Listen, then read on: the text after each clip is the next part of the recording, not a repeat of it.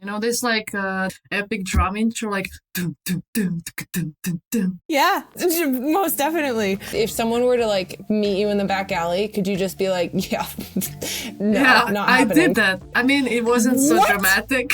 You used to go camping for an entire summer on purpose? How many lives have you lived? You're just so much cooler than I am. Oh my God. Hey, I just want to shout out to Stifel Financial for your support of the podcast. It's been so cool to dive deeper into the stories of our sport and hopefully beyond soon. It was so exciting to race in Copper in front of my actual hometown fans. That was an amazing experience. We missed Killington, but I was really, really excited to sleep in my own bed and support all of our men racing. RCS with the podium in Beaver Creek was so exciting to watch. And so cool, Jesse Diggins with a killer weekend. So really lighting it up here. I am so excited to welcome one of the most electrifying young racers on the World Cup right now, Zrinka Ljutić. At just 21 years old, she's already a multiple World Cup winner, consistent podium threat, and the 2025 World Cup Slalom Globe winner. She made her World Cup debut at only 16, earned her first slalom podium in Spindler-Mlin in 2023, and she's been consistently climbing and building to earn her first World Cup victory last December in Semmering, Austria. And Zrinka has this incredible mix of calm confidence and fierce competitiveness. She's quickly become one of the most exciting athletes to watch on the circuit. So I'm so happy she's taking the time to talk with me today. Zrinka, welcome to What's the Point? Hi, thanks for having me. And that's such a good introduction, especially to hear it from you. Do you think that people are aware of all the things you've done? Sometimes I wonder if it's like an out-of-body experience. Yeah, but also to hear it from you, it's like that's out-of-body experience. Because, you know. Well, there's more coming, so buckle up, Buttercup. Buckle up, yeah. But yeah, thanks. It's great to hear from you. I don't want this to be very nerdy, but everyone knows I'm a huge fan of yours. So thanks for having me. We can go nerdy. That's totally fine. Speaking of nerdy, let's start with the Faster.Always rapid fire presented by Atomic. I was wondering if you have a favorite music genre. Mostly I would say rock, but there's so much music that I listen to. I can't pick just one, so I would say like rock, punk, but like also soul and reggae and a bit of drum and bass. Yeah. Reggae. Oh my God. You are just a billion times cooler than I am. Nah, it doesn't matter. It's just how it is. It's just how it is. If you had to describe skiing in one word, what would it be? I don't know what I would say to that. I'd say freedom. Okay. Yes. Love that. Do you have a favorite song of all time? I do. That's a hard one, but I would say Live Forever from Oasis. Okay. Nice. You know, this epic drum intro, like dum, dum, dum, dum, dum, dum, dum, dum, and then Liam goes, maybe I don't really wanna know how you got and grows. You know? Yeah, most definitely. But if you want to keep going, I just think it sounds so good. And I like the message of the song. Cool. Yeah, I love that. What's the most adventurous thing that you've ever done? I don't see myself as like a really adventurous person. I mean, to some extent, but I know some people that are way more. But I would say maybe just camping for a whole summer. But it's also something that I grew up doing. So I would live in a tent whole summer. Every summer. I'm sorry. So maybe that's... This is a rapid... This is supposed to be... Let's get through the rapid fire and then let's revisit that. Okay. If you could sit on a two-person chairlift with anyone in the world, who would it be? Dave Grohl. If it's alive, it'll be him. You're just so much cooler than I am. Oh my God. All right. But That we have concluded the rapid fire for everybody waiting with bated breath to see if these actually got faster from my part. That was fairly rapid. Okay, let's just revisit that camping comment real quick. But first, a word for our partner, the Share Winter Foundation. I know firsthand that no athlete gets here alone. Champions don't rise without support, coaches and teammates, and a whole community behind them. That's why I'm so proud to support Share Winter Foundation. They're giving thousands of kids the chance to click into skis or strap on a snowboard for the first time ever. For these kids, it's not about medals. It's about confidence and belonging and a joy for being in the snow. Every athlete has people in their corner, and every kid should too. Learn more at sharewinterfoundation.org/MickGives. You used to go camping for an entire summer on purpose? That was like a thing that you said, this is going to be a good idea. yeah, well, I was so small then, so my parents did it on purpose, and I had no choice. But it was fun. It's just what we did. And then later, That's I think so I would still cool. do it myself. Yeah. Yeah. Because how would you I get would like the say whole that's family very to adventurous. spend the summer on the seaside? And camp is just such a good way. And I loved it. I would just run around barefoot all summer. And then That's we would like have amazing. to cook for ourselves and like wash dishes and everything. Like you have to bring water. You Yeah, have to like clean everything. It's a lot, but it's cool. I wouldn't that change is it. so I think cool. that's such a cool thing my parents did. Did you do Kudos to it? them. Did you do it multiple years in a row or just one time, or was this No, like a like multiple consistent? years. That was consistent. That's really cool. So I would consider that to be pretty adventurous. That's awesome. Thank you. Where do you live in Zagreb now? Is that Mhm. right? Okay. Mhm. And were you born in Zagreb? Yeah. I was Okay. born in this exact apartment. I mean, not here in the apartment, but I was born in hospital. I live here. It Yeah. could be. I mean, no, yeah, I could, but not the case. But I've lived here my whole life. Yeah. That's amazing. I miss racing there. I don't know. Maybe someday it can come back, but it's I also miss it, but I was always so nervous to race there, so I don't miss this nervousness, Mm. But Mhm. one day I think I will be able to live up to it and then ski it how I want it. If the race gets back, I think it will get back at some point in the future. Oh, I would love that. And I would love that experience for you to be one with the pressure a little bit. But let's stick to the early days for now. Where did you grow up skiing? And how did you get into the sport? So I grew up in one small Austrian ski resort called Inerkrems. I don't know if you ever skied there. I've never been there. No, I've heard of but it. yeah, probably. I mean, it was a big training center, so I know a lot of World Cup skiers would ski there. That's what I would see them for the first time. That's how I got my first contact with like the sport and racing. Because my dad, he was actually never a ski racer. A little bit he would ski race, but never like up until FIS and stuff. But he was coaching. Yeah, but before that he was just working in like a normal company, just Okay. like engineering company or something. I'm not sure. Don't ask me about that stuff.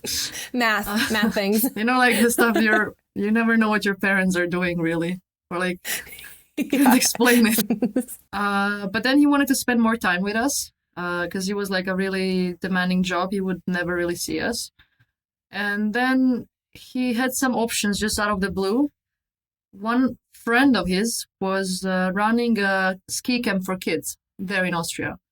Like it was like a group of coaches would be there, a group of kids would come and go, and they would like ski there, do other activities, kind of just to be raised in this community train, to do other things, to learn.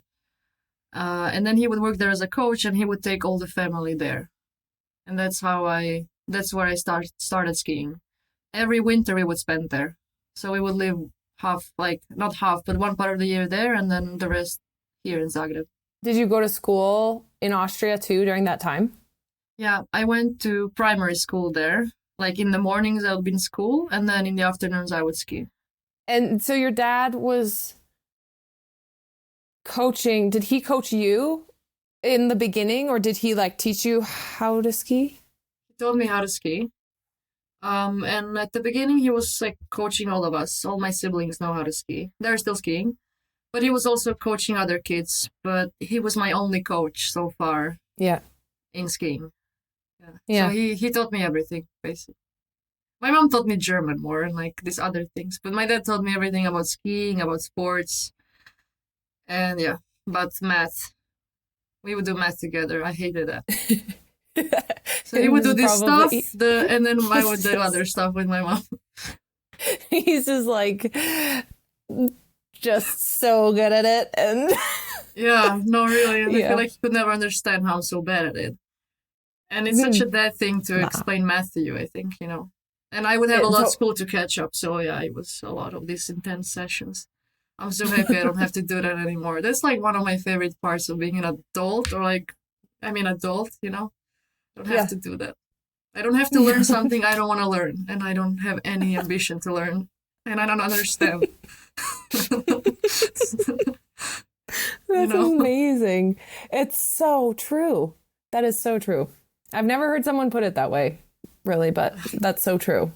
And the rest of your family, you've talked about your family being your treasure. And you come from a big family. How have the rest of them been involved in your career, or like in life, I guess? Yeah. I would say for me, everything about me just comes from my family. I mean, obviously it does, but and we are a big family. I have 2 brothers and a sister, and we all still live together. And since always we would do all these activities together, I wouldn't be here if it weren't for them. They still push me a lot, and they did also sacrifice a lot for me, even though they all ski, but kind of my dad is my coach and he's just with me, he can't be on 4 sides. And it's been always been more that way. I mean, we would train together when we were young, which was really helpful. Helpful. It was important. It shaped me in the skier I am today.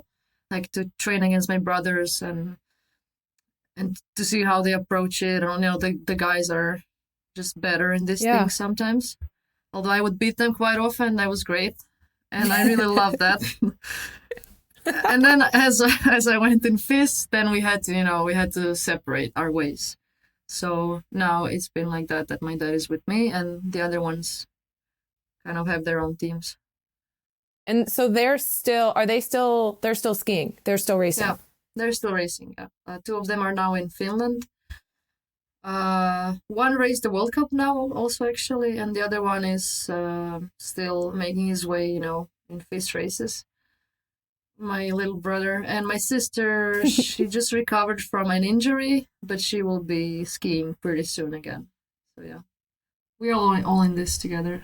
That's amazing. How do they respond to your success? Like, excited? Amazing. Are they just like, whatever, you're just my sister? Like, do they make fun of you? I don't know. Oh, well, yeah, all three. Sometimes they're like, what are you doing?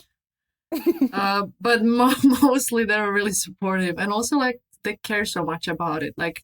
They are all an inevitable part of why I'm here. So they take on a lot on themselves, but it's so nice. I feel so fortunate that they're really here for me, and they're so happy about my successes, as if it's their own. I mean, in a way, it is. It's from my whole families, but it's so nice. Yeah, I rely on them a lot.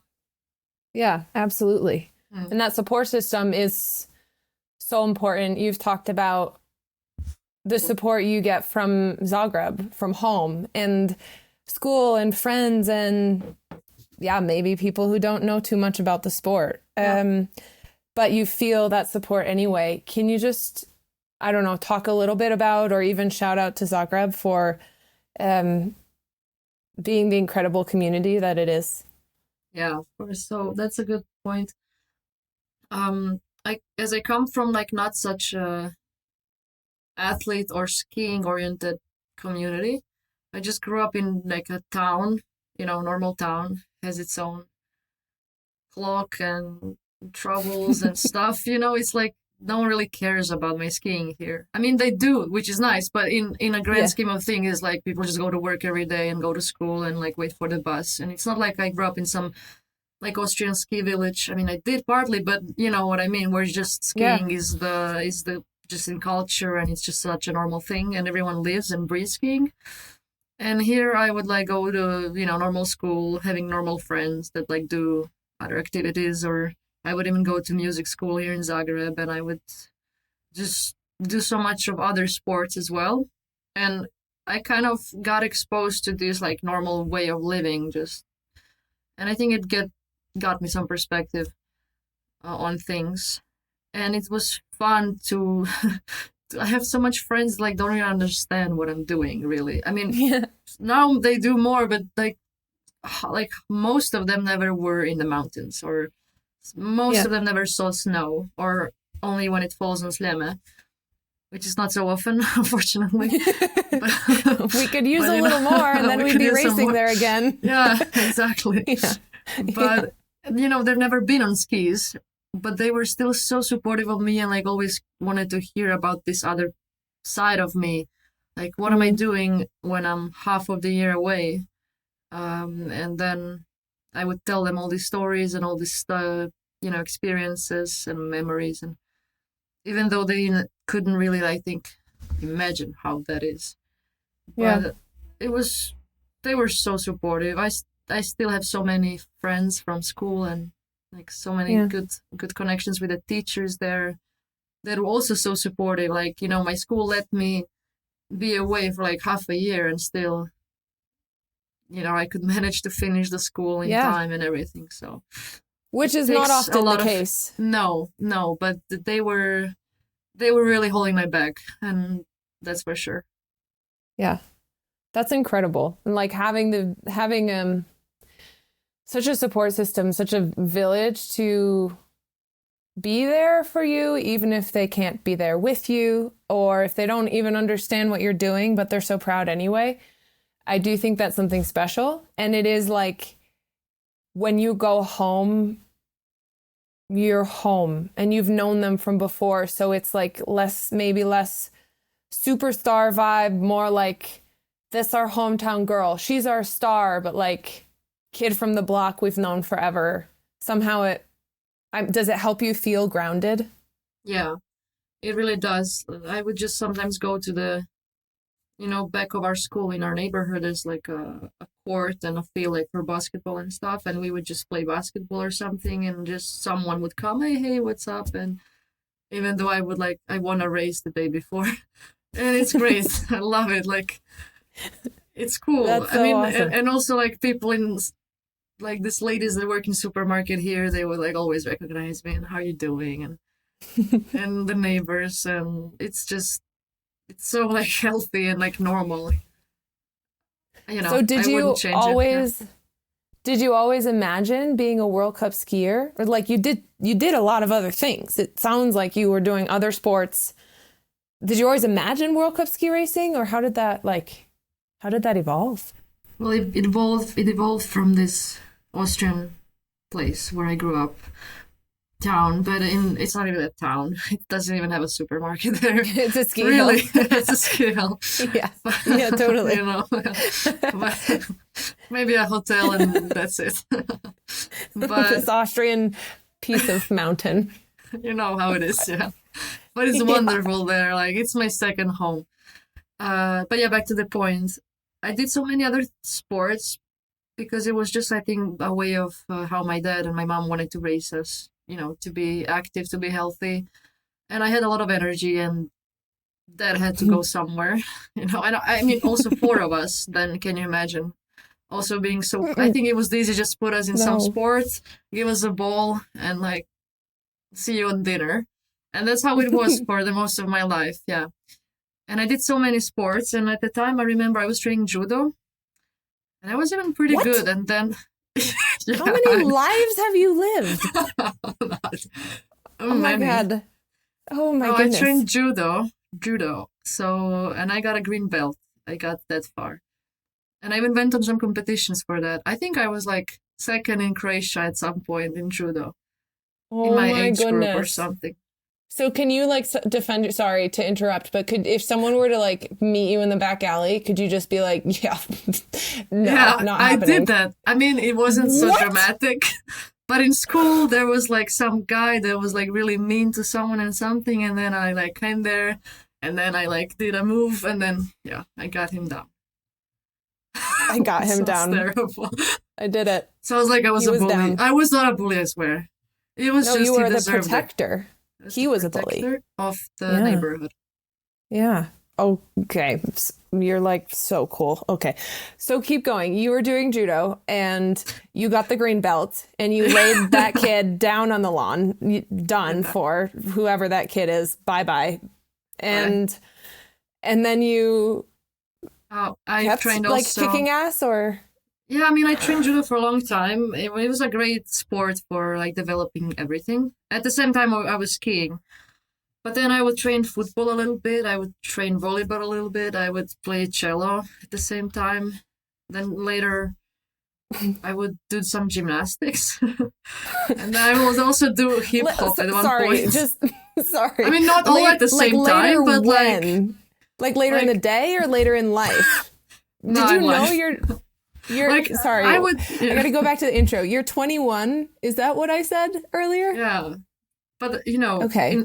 in these grades, I would train skiing, judo, I would windsurf in summer, and then maybe I would play like volleyball and play cello. And then a bit later, I would drop volleyball and I picked another thing, which was hip hop.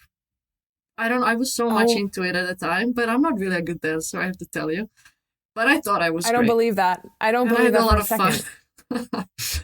But I got better later on. I got less stiff. When I was a kid, I was pretty loose, and then you know when you get older, you just get more like, I think, closed and stiff, and then it takes some time until you like get out of your shell Move again. through that. Move through that, yeah. Totally. Yeah. For sure. I definitely had a very stiff phase of my life. Okay. I didn't dance at all and I wanted to dance. I just Yeah, wouldn't do it. yeah. And Yeah, and the same with everything else. Yeah. Like, yeah. Judo. And then my brothers were training football, so I would go sometimes to train football with them on their trainings, and I was the only girl, which was cool. I'm not so good at football, but I was always really good in like taking people down again, like rushing in them, and they would be always so pissed, like, why are you so aggressive when you play? But I couldn't help it. I wasn't have this like fine movement, you know, that I can just like take the ball, but I would take it and like I would smash this kid also at the same time. Not You take the ball intentionally, and but the that was person. more like rugby way, I guess. American football, but in my own definition. a little bit more American football. Yeah. Oh my gosh. Yeah, but that's how it was. And then skiing was always there and it was kind of the main thing, but I didn't think about what I'm going to be when I grew up at all when I was young. Mm. I was enjoying the time and I couldn't care less about it. And I think that's Yeah. good. Looking back, Yeah. I think that's maybe why I'm here also. I'm sure it is. Like if you're just in the moment and you're living what you're living and you enjoy all that. You talk about growing up. So like it just sounds beautiful. It sounds like it was a lot of fun and you got to do a lot of incredible things. And I'm sure you were a lot better at all of those things than you keep saying you were. During that time, who were you watching World Cup skiers? Like, did you, who were your idols? Who were you? Yeah. You? I'm not that old. Okay. Well, yeah, no, I am. No. No, you're not old, but What were no, you just no, gonna say? no. I said you're not old. I was just saying I'm also not You're like, so old. No, I wanted to say yeah, like no, still. That's the thing. No, I'll elaborate. Look, when I was growing up, I didn't watch so much of skiing. I would just ski, but I wasn't like aware of like these Yeah. things happening. I would like live in my bubble in this small town in Austria, and I would get to see sometimes World Cup skiers train, and I would even see Ivica there. Janica, I would see, but she was already retired. So, and I was brought up hearing all these stories about them, and it was more like about this. They were like gods to me, but I never.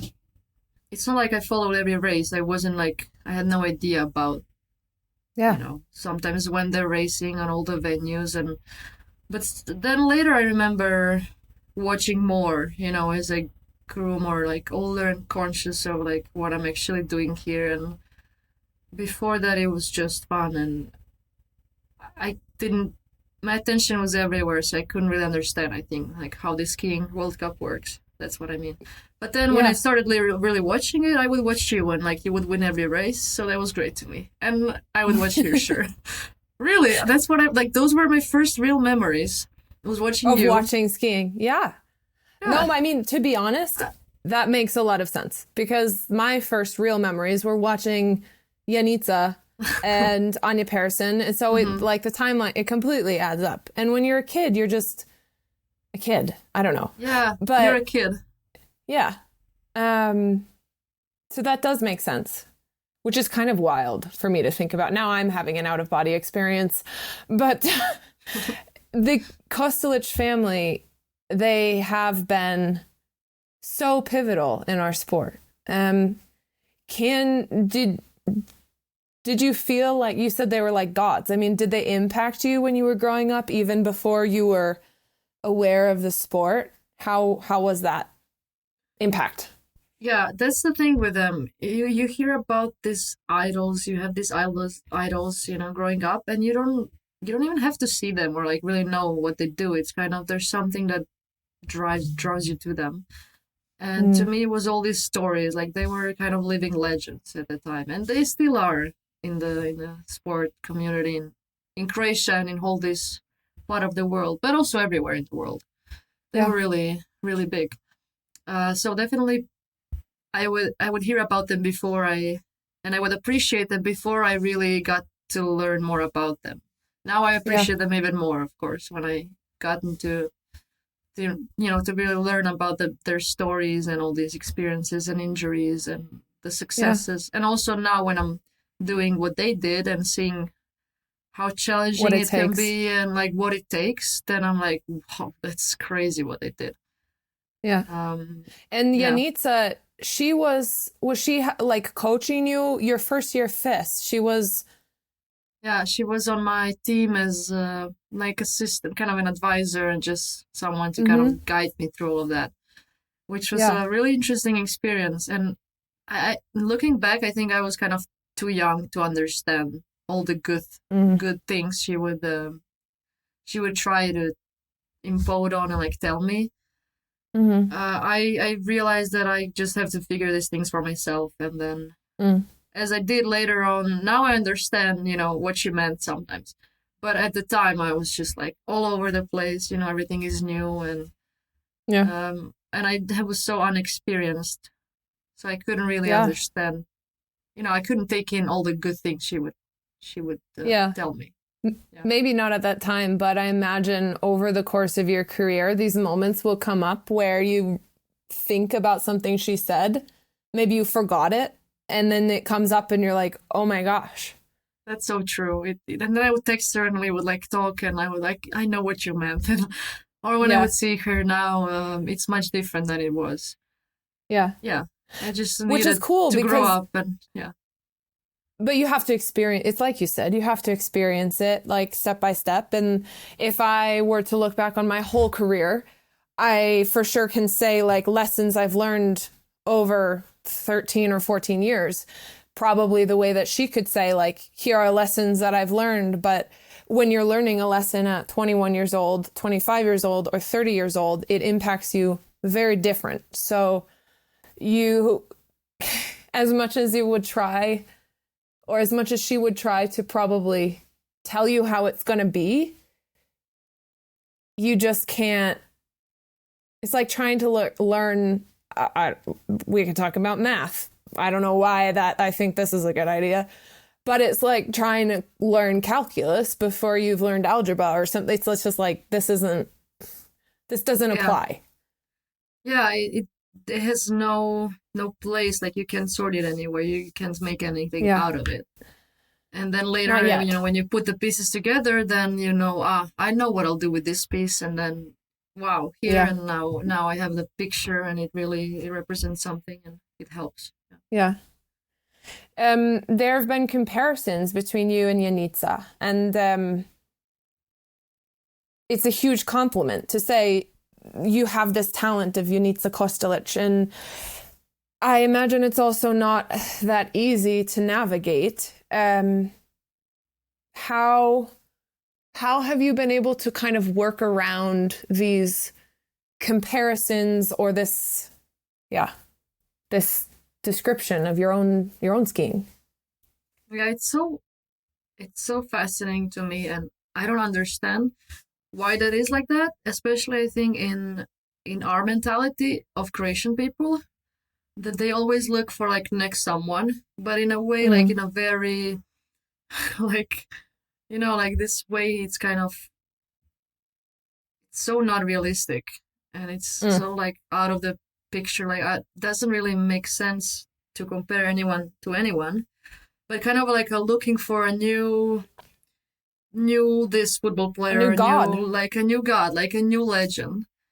And I was like, I remember I was like, since I was so little, like mostly like people in Croatia, because no one outside would see me yet, would tell me like, oh, you're like new Janica, like you're so good, you're gonna be like new Janica. I mean, like, I don't even know who that is almost at the time, but I've never seen her probably. Then later on I did, but up until now, almost people would like really always ask me about her and about how do I feel being new Janica. But now I just I don't think twice about it, and it's so like shallow. It I can't even take it.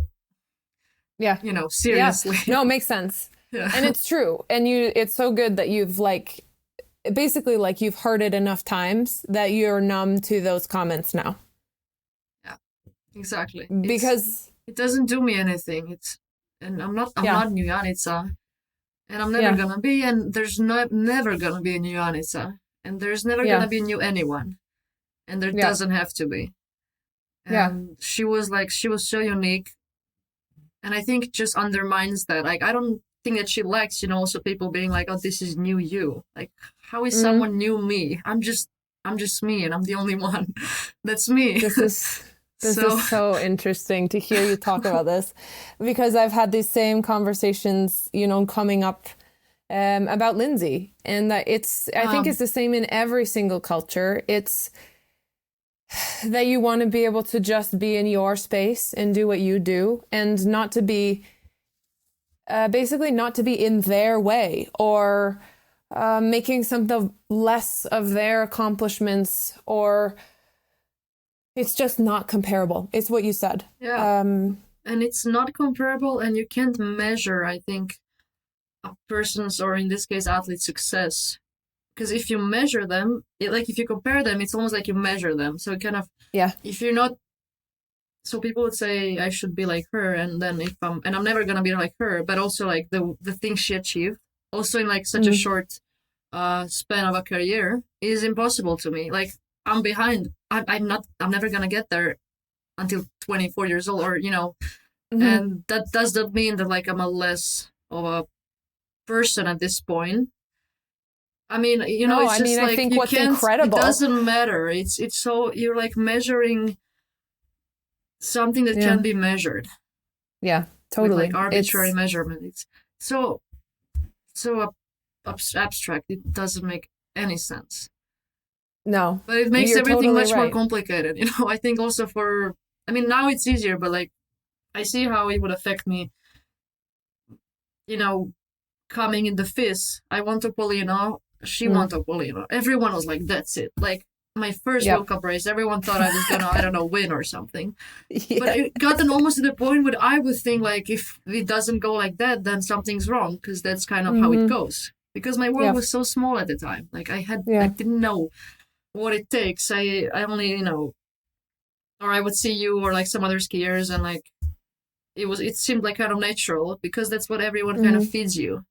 And you don't know anything else. And then it takes to unlearn and like break all these imaginary, these beliefs you had, and these illusions, and then to find yourself in all of that and see that, like, that's so ridiculous.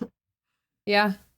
What do you think is what's the main thing that helps you, not just for you, but for young kids out there? Like, if you imagine talking to any 12-year-old right now who could be experiencing something similar, like that there are expectations set on them that they can't imagine achieving. They don't even know what that looks like.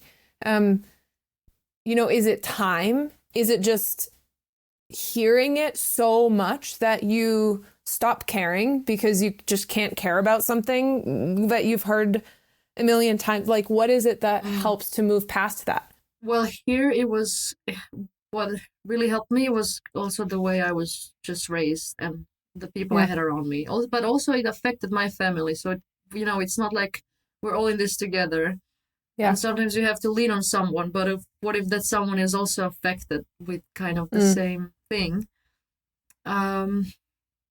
So you will struggle at some point, that's for sure. But also you're the only one that kind of can get you out of that. So yeah. And you will get there. I think it's just part of it. And definitely try to, block out all these things and be kind of name things and look at things how they are. Yeah. And then you will see if it's, you will see what it is. Yeah. And then just take it how it is. Don't take yourself too seriously. And that too. Yeah, no, that's such a good point. Yeah, especially for this. Well, it's your point. You said it earlier. Yeah, right. Good. But, it's good that she's brought it up now. So then let's talk about the incredible success that you have had. What would you consider to be your biggest breakthrough result?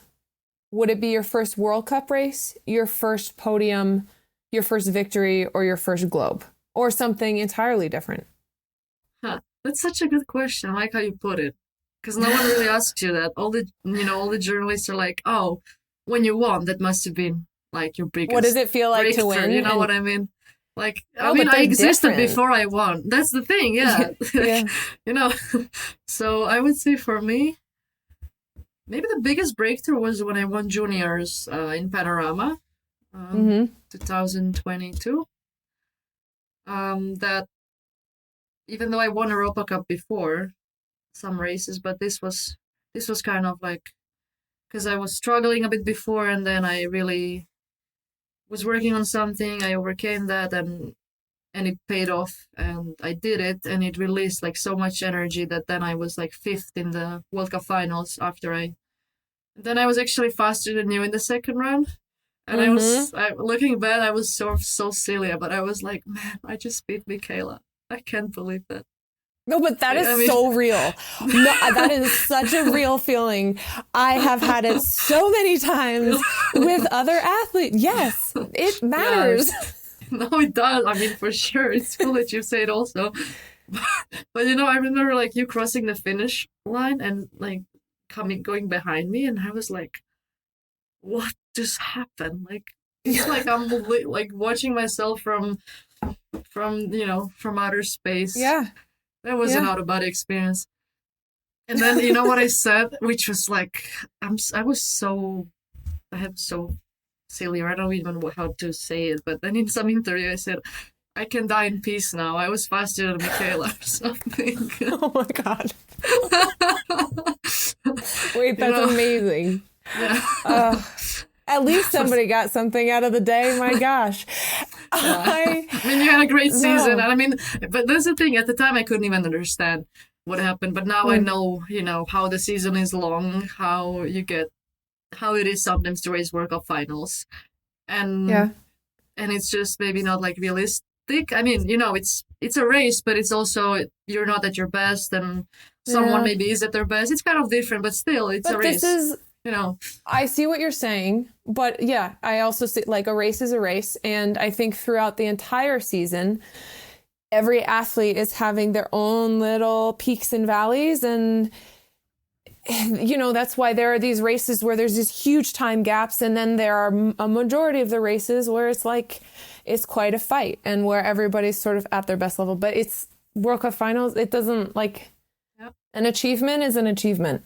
It doesn't matter what, it doesn't matter when it is. Yeah.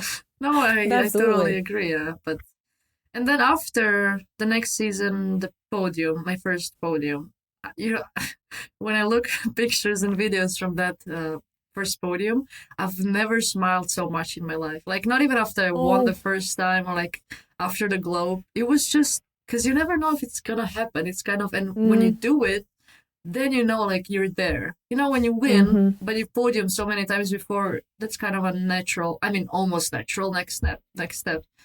But the first podium is like your first time there. Yeah. And you were there too, and that was so cool. And I asked you for a picture. I know. I was so excited. You never see yourself as somebody that someone else is watching when you're doing something. At least not when you're doing it right. So yeah, you asked for this picture and I was like, girl, I want a picture with you. Are you kidding me? This is like the beginning, which it's actually not the beginning, it's the middle, but kind of the beginning of this long career of, I don't know. It was a cool race. It felt like and it was not such a long time ago, but I think so much happened after that. And I changed in so many ways. And it was like just, 2 years ago? Yeah, That's 2023. Crazy. Yeah. Mm-hmm. January I couldn't even open the 2023. champagne back then, Oh, yeah. Girl, what a rite of passage. You're going to wish for the days where you couldn't open the champagne bottle. You certainly wish for the days where you didn't have to smell it. Yeah, that's so true. It's like gross. It's like a wet dog and tortilla chips. It's something unique and exciting. But yeah, there was a lot of changes. A lot of things happened. One of the things was switching to a new ski company. How was it to have to get used to new equipment? How was that process? It's such a it goes up and down. And it's never what you expected. What I learned. At the moment, I mean, it felt great. Obviously, that's why I did the switch. I for sure didn't have to do it, but there was something that I really saw and that I liked. And going forward, I thought it was a good step for me. Yeah. On the long run. Yeah. And I was aware and I was like really scared at the same time. Like, what if I just ruin it all? What if I just had it almost like I had almost everything? I podiumed twice in that year. And what if now it's just downwards from there? So I was also very eager, like, not to make that happen. Like, I've never took so much ownership of myself and my career and like my progress as after that decision. And it was some days were great, some days were really challenging. There were so many uncertainties. I had races where I almost nothing worked at the beginning. But then just like this, it clicks. And then you're there. And I was so grateful that it did work in the end also on the races. I look at it and that's what I also hoped it would happen. I got some reward for all that. Obviously, it's a hard big work risk. I did, but it's a risk. Like I had to put so much faith in me and like my team, and if I'll be able to handle all of that. But it's cool to hear you talk about like it was maybe even a motivating factor for some maturity for you. Like, Exactly, yeah. to grow. Would you say that that's this last like 2 years has been one of the biggest growing phases, or like periods of time that you matured? Yeah, I would say for sure. In like both some mental aspects, okay, of course physical, but also just technical, tactical. I became much more studious of my skiing because I sort of had to start from scratch. I had everything felt different. Also similar setups I had on Rossi felt different on Atomic, and then I had to find my way around everything, and for all the types of conditions. But at the same time, it was such a rewarding journey. It was a process where I learned so much about myself and about the skiing and like what works and what doesn't work. So it was really like cool process. And people in Atomic were so helpful. I mean, it the best probably. It's a family. They're like a family, and they were so happy to have me, and then also to do everything they can to get me on the podium again, and they did. Like we did it together. So then it just makes it really beautiful. Yeah, it's certainly a cool feeling to, and probably you had something similar before too. But when you take a risk and you join a family, basically, and feel like it's never going to be easy, but when it pays off, and probably it paid off for you. For many people who have made this kind of switch, it doesn't. We've seen it. It's like these horror stories of switching ski companies, and it's just really, really hard. So it says something about your ability and also the way that you took on this challenge to be able to make it work in the first season as well. I totally agree. Yeah. Thanks. Good things about you. Thanks. You're welcome. Just to be clear. Last year, you don't have to talk, or you do have to talk about this because I think it's really cool. At World Cup finals in Sun Valley, when we were sitting in this like finish tent before we went out for the podium. I know what you're gonna say. Yeah. I think I asked you if you were nervous about the Globe or like how, because it wasn't decided yet until after the last race. And you said that you had some kind of a vision or like a dream almost. Sometime during the season that you were going to win the Globe. And so it was like, actually, you were not so nervous about it because somehow you like had this vision or experience beforehand. You seemed like shy to talk about that. Like, I can't, because it feels like it feels like an arrogant thing to say, probably. Yeah, exactly. But it's not. It's like, actually, I think probably something that more athletes have had. Like I've definitely had that experience, and I've been afraid to say it because, I mean, it's the same reason. It's like, you don't get to say like, oh yeah, I'm going to win this. And then you actually win it. Like usually if you say that, then you don't, and you feel really embarrassed. But on the flip side, can you talk about like the moment when you can you talk about that vision or dream or however you describe it? So after the last season and all of that happened, even like in summer at some point, I first had a dream that I was like just holding the Globe kind of, but I never said it to anyone because I was like almost to anyone. Maybe I did later, but to some close person, but it was just, but that's funny because I also didn't like just throw it away. Like what a weird dream. It was kind of like, I felt like it's possible. Like it's possible. I maybe wasn't thinking it's going to happen this year, but for sure I was kind of aiming for it, and it was somewhere in my mind, but which was so ridiculous at the time because I still switched to Atomic and I haven't raced at all, and like, it could be completely different than that. And how it started, it didn't look so promising, And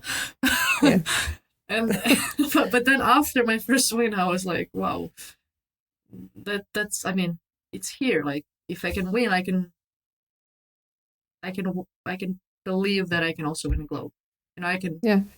allow myself to dream about that. But then the dreams would happen before the finals, like already like a month before. I would just have dreams with different outcomes of the final race. Like sometimes, but I would never knew how it happened. Like I would have different runs, but I would never know exactly what happened. Like how did I win the Globe? But I would win it.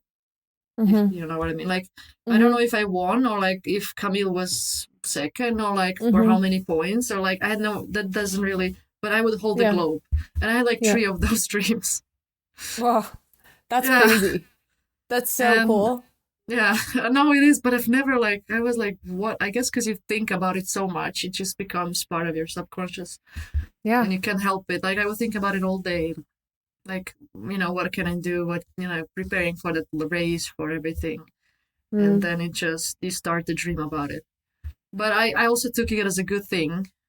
I mean, I for sure would be not so fun if I would dream and I wouldn't win it in the dream. I don't think like I'm cursed or something, No. But this but like good. This was kind of easier. Like it's like, well, I'm confident, When I sleep, I win it. That's good. Sometimes I can win it in my sleep. Yeah. No, but you know what I mean? Like when you're awake sometimes and fully conscious, you're sometimes afraid to think these dreams. You're like afraid of thinking about like actually winning it.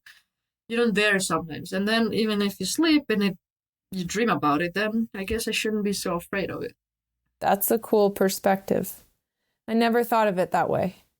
I always I would experience this and it would go well. And then I would experience like having this moment and then it didn't go well. And then at some point I realized in my career, like it's going to go one way or the other. And that's pretty much how it's good. Like in the end, you still have to just do the action of skiing. Of course, you can't rely on my I dreamt today. I'm not gonna. But I think you're right to be able to say like, when you dream about it in your sleep, it's like, all right, let's. Yeah. Rely on that, maybe. Yeah, like it's. Well, I do believe it. I believe it when I'm not thinking about all the things I'm doing wrong. When I'm just sleeping, I believe in myself. So you kind of take that into that's so cool. Because it's not always like sometimes you dream bad stuff. I dreamt bad races. One time I dreamt and I would like straddle something, and it was like, but I was happy it was a dream. Don't do that. Yeah, and then in the morning I was like going back. And like, what did I do there and why did I straddle? And then it's kind of like I was like, it's like you had a training day. Yeah, and I wanted to prevent myself from doing it. So it's like I will maybe pay attention on like this part that I did wrong right there, just like to make it not happen. That is so funny. But it's hilarious. But sometimes dreams are like that. Your dreams are negative, and you wake up in the middle of the night and you're just anxious and you're like scared, or you can't stop thinking about something. Yeah. So it's not, but this time was different and I was like, I took it. Yeah. I was thankful that it was different. That's so cool. For whatever reason. Yeah. I mean, you just kind of make it what you can, Yeah. What it is, like what comes. I can't tell myself what to dream. I wish I could, but it doesn't work like that. No, it does not. Oh my gosh, I wish. If you figure out how to do that, then please let me know. Yeah, no. The night terrors are real in my neck of the woods. Oh my gosh. What's something unexpected about racing on the World Cup? Something that you just never imagined it would be like that? Oh, interesting question. Sometimes how ridiculous course settings there are. Really, like especially GS settings sometimes. Yeah. I mean, now I learned I have to train that, so I do. So I that's what I do. But before I was like, this is so different than any like FIS race or training that we did or like Europa Cup. It's just almost oversimplified, too simple, like too simple. And we didn't never train that. Like I grew up training for something that I don't have now. And now I'm like relearning stuff. Like how to go straighter. How to go straighter, how to just like everything more like simplified. Like too much, I would say, for a World Cup, but that's another story. We can get into that on the next one. With the Olympic season ahead, I was wondering if you can visualize yourself crossing the finish line in Cortina and you see the green light and you realize that you've won a medal, what is the first thing that crosses your mind in that moment? I would say my dad. But like kind of as just us two. Because it's just how it is. Yeah. I wouldn't be there without him. And he would probably be the first person I would try to find and just hug. Yeah. That's amazing. I love that. Maybe I would cry and like shout. I don't know. It's even now when I think about it. But those are not thoughts. Those are just like what happens. No, and you can't like plan like what you're gonna do, right? Yeah. You just do what you feel like. But even now thinking about it already like gives you goosebumps, I think. Yeah. At least sometimes I get more emotional like thinking about a possible achievement than when it actually happens. So true, like, yeah. Yeah, or do you think like you would feel a certain way after it happens and then you just feel completely different? Or nothing, or just different, which doesn't mean it's bad, but it's kind of... And sometimes I would even get a bit disappointed before, but now I don't expect of how I want to feel like, kind of, and then I can't ruin it, but it's interesting, like, and it's never what you think it's gonna be.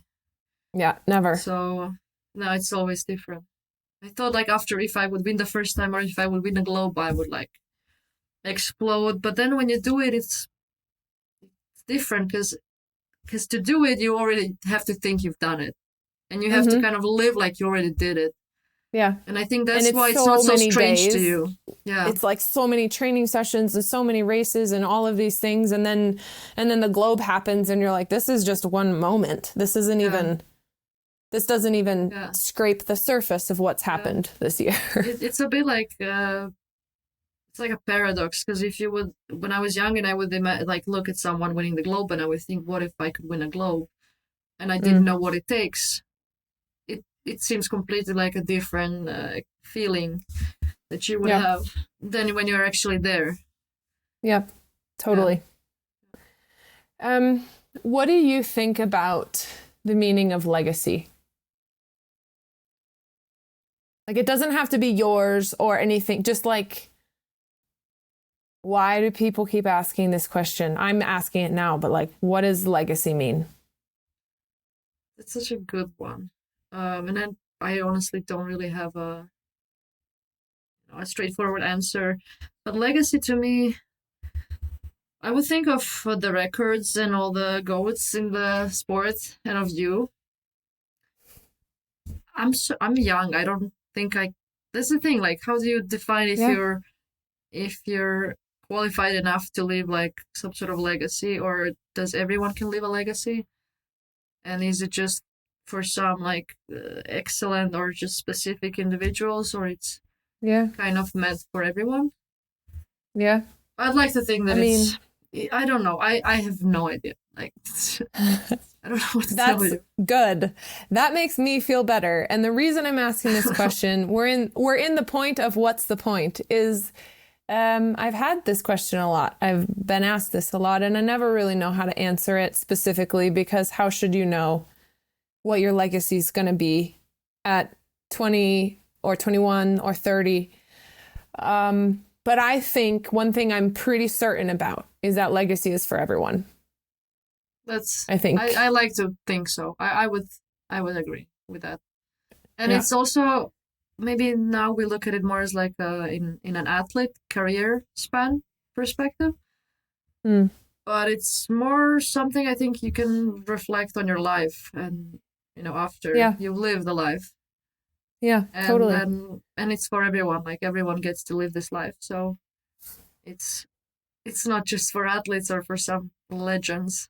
I mean, everyone can be a legend. You know what I mean? But it's not like for Totally. Doesn't have to be all this fuss maybe about it. I think that like a simple people can leave a impeccable legacy. Yeah, totally. It's like how you act in the world with the people around you. Exactly, And it can be yeah. that simple. And you can measure it as well. So maybe we just live to it. Leave it be. I don't think we have to like define that. Yeah. Maybe it's undefinable. Yeah. I like that. But if you think of it and if you figure it out, tell me. I'll let you know. I'm curious. Yeah. Really. Dreams and legacy, man. What inspires your desire to keep improving and skiing faster? For me, like the most motivating day is a perfect day of training. And I'm just always like getting back to that. And it can be literally anything. Yeah. To me, it's the ability to like overcome all this nervousness in whatever you're doing. But now more in skiing, we're talking about that kind of plagues you and blocks you for enjoying yourself and doing something you do the best you can and truest to yourself. So to me, and that goes also like to everything I do, but also to skiing. I find that most challenging is like to let go of all the other voices and just do this because of this, because of this thing that's in front of me, because of this, all the feels that I get. And if I can achieve that, then I'm happy at the end of the day. And usually that's also how you make good things, in my opinion. Like that's how I've had the best trainings and the best races. Yeah. Is where I could just allow myself to ski freely and enjoying it at the same time, which is sometimes really hard. Yeah. Usually it's really hard. Yeah, usually it's hard. Yeah, that's I would say what drives me forward. Yeah. That's because really those moments cool. are really rare, and they're kind of addictive as well. And the worst is that's how I felt when I won almost every race. Not when I was, maybe sometimes when I was second and third, but when I would win, I don't remember anything from my run. Like I don't remember how it felt, almost what I was thinking, because I was so in the zone moment. or like in the moment that after when it ended, and it's it. That's it. And but you still like you wanna keep reliving these moments. Yeah. But you can't like remember them, so I guess that drives you to actually want make it it more again. happen. You have to want it again. Yeah, exactly. Yeah. It's so funny how it works. It's for sure very enjoyable in the moment. Like you don't want it to end. I think that's how you know that's you could do it forever. If you could, you would do it forever. Like you don't have to do anything else. But it ends. And then when it ends, you also can't go back to it. So then you just want to find them everywhere you go and like in every next training run or race. That's what drives me. That's amazing. I love that. Well, I think that's a great place to wrap it up. The final say. That's beautiful and so relatable. And it's like, yeah, thank you so much for joining me and talking about all of these things. That was a lot to cover, but I enjoyed this so much. Thank you, Zrinka. No, me too. This was such a nice conversation. Thanks. Have I earned the right to call you Zizi? Yeah. Yay. Yeah, girl. Oh, I love that.